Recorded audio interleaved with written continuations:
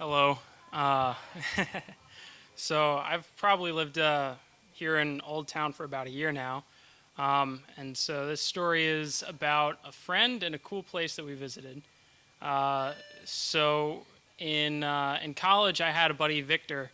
And, there's certain friends where it's just like, you get to know them, you kind of know people, and, it's just kind of like casual acquaintances kind of thing. But then you have that one long conversation with someone, and you're like, we're friends now.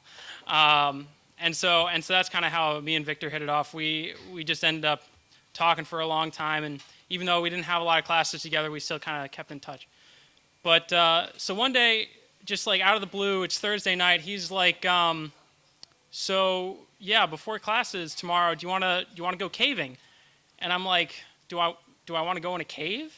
And he's like, yeah. And I'm like, I don't have. He's like, yeah, just get a headlamp, and like I got the rest of it. It's fine. Well, it's good.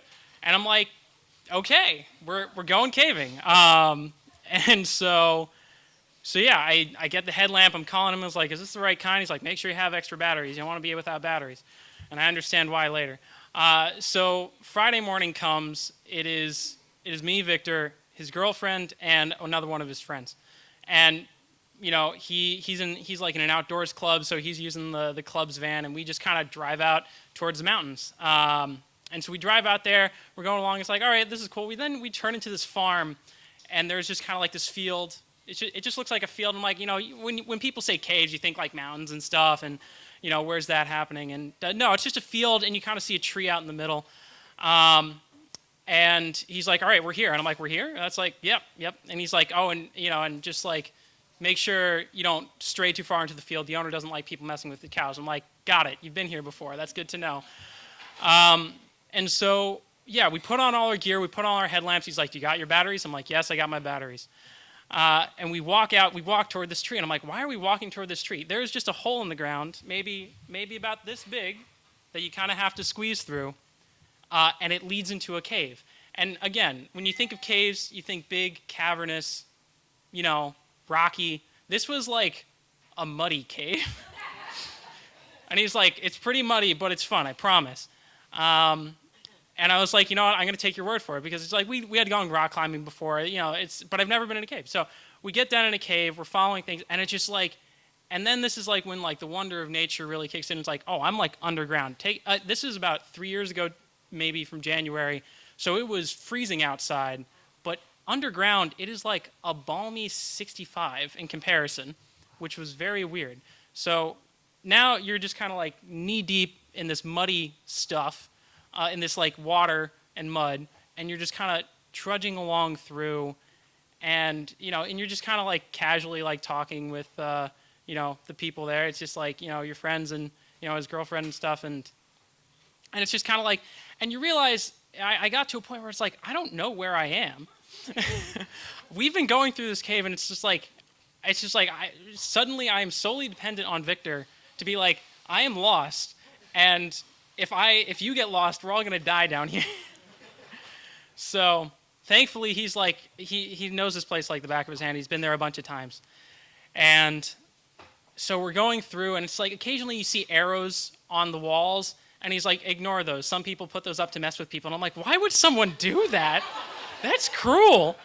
But I'm glad I was very grateful for Victor that time, because like I don't know why I agreed to do this, because you have led me into a dungeon that I do not know how to get out of.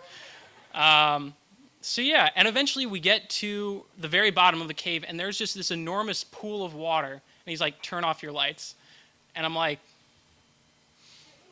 okay, and it's just like, and we turn off the lights, and we all just go quiet, and it's just like pitch black is a strange environment to be in, and it is deathly quiet aside from just like an occasional drip, drip, drip.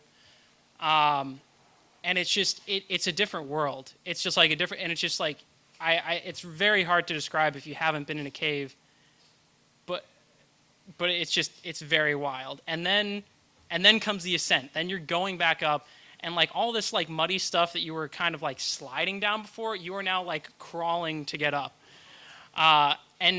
And it's just like, and finally it's just like, oh my God, it's the sunlight. You can see the roots of the tree, and like, yes, we're so close. We're almost out of here. And yeah, and you like burst out of out of the earth. You're like, you can see the sun now. You've been down there for a couple hours, so now it's not morning anymore. It's like, it's noontime, and you're like, holy shit, that was so cool. And like honestly, we took a big picture together, and it was like I remember my sister commenting on that photo. She's like, I've never seen you look happier than in that photo, and I'm like, it was just an amazing experience. And so yeah, no, it's a story of how I'm very grateful for my friend and very grateful for the cool things in nature. And when someone asks you to go caving on a Thursday, just do it. Thank you.